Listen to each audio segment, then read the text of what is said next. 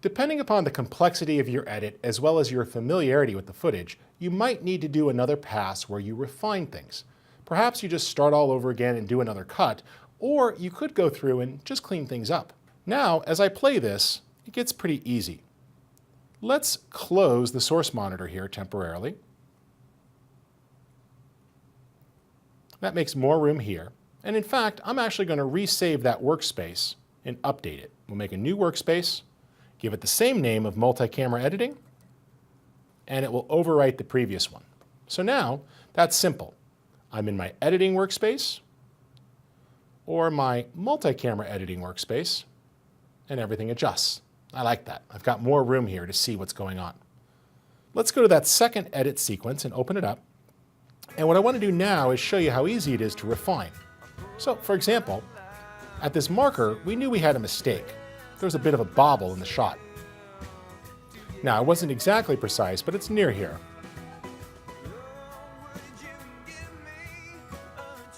I didn't like how he sort of left the frame.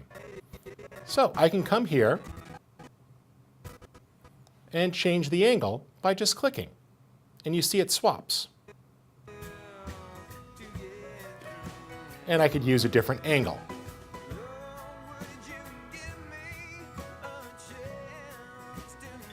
If it feels like you're on a shot too long, that's easy too. Just take the razor blade tool, add an edit point, and now it's quite easy to switch angles.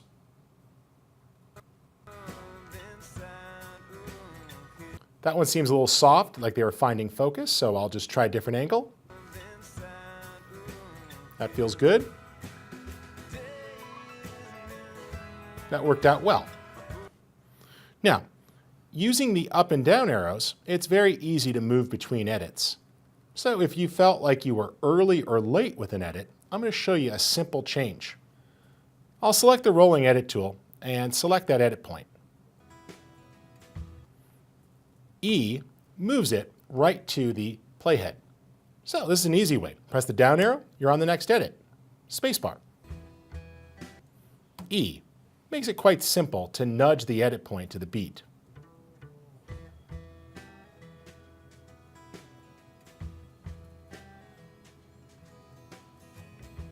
I want to go right there. E.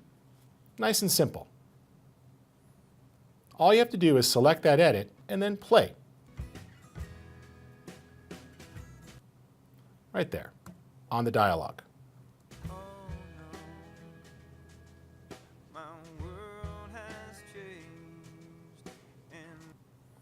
Select the edit point, place your playhead, and E for extend. This is a nice simple way to quickly snap right to the playhead. Now, of course, you can use any of the other trim tools. Double-clicking on the edit point will bring up the trim edit window, and you can easily shift the edit point one way or the other. The key thing here, though, is make sure that you don't do a ripple edit with only one side selected. You'll want to click in the middle so both sides are selected. Otherwise, sync is going to get messed up. Pressing the down arrow, it's very easy to move from one edit to the next. If you decide you want to move that point, you can also just drag. That makes it pretty easy. Spacebar to play.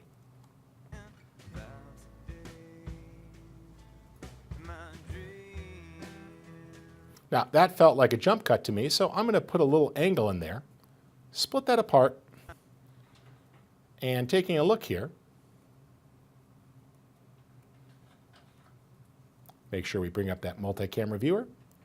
I could just select that angle and switch to the close-up. Now let's take a look.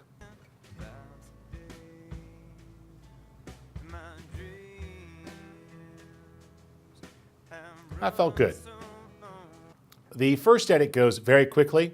The tweaking can go on forever, but you get the idea there. Using commands like the trim edit window, the ripple command, using the razor blade tool to split up a clip and then switch the angle, all of these are great ways for you to refine the edit.